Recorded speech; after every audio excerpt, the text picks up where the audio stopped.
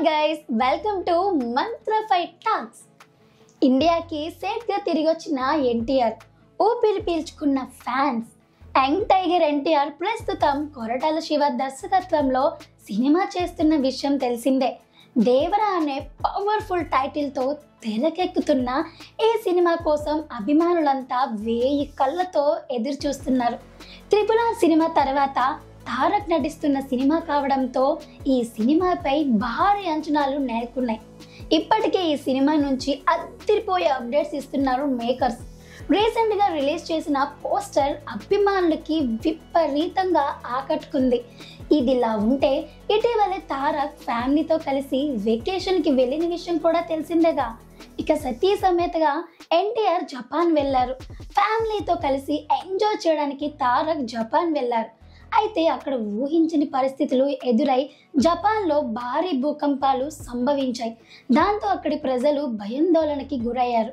అయితే ఎన్టీఆర్ ఫ్యామిలీతో అక్కడ ఉండటంతో అభిమానులు తమ మాటల్ని వ్యక్తం చేస్తున్నారు. ఎన్టీఆర్ సేఫ్గా ఉండాలని కోరుకున్నారు. సోషల్ మీడియా కూడా వేదికగా అభిమానులు తమ ఆందోళన వ్యక్తం చేసి అయితే తాను సేఫ్గా ఇండియాకు తిరిగి వచ్చానని తారక్ చెప్పారు. ఈ మేరకు ఆయన తన ట్విట్టర్లో రాస్తూ, జపాన్ నుంచి ఈరోజే ఇంటికి తిరిగి వచ్చా, అక్కడ భూకంపం వచ్చింది అని తెలిసి తీవ్ర దిగ్భ్రాంతికి గురయ్యారు. నేను ఆ వారం రోజులుగా కూడా అక్కడే ఉన్నా. ప్రతి ఒక్కరి క్షేమాన్ని కోరుకుంటున్నాను. కష్ట సమయంలో కూడా జపాన్ ప్రజల ధైర్యానికి కృతజ్ఞతలు.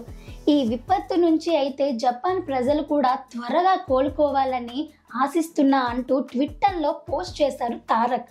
ఇక దేవర మూవీ షూటింగ్ శరవేగంగా జరుగుతుంది. ఈ సినిమాలో సైఫ్ అలీ ఖాన్ విలన్గా నటిస్తున్నారు.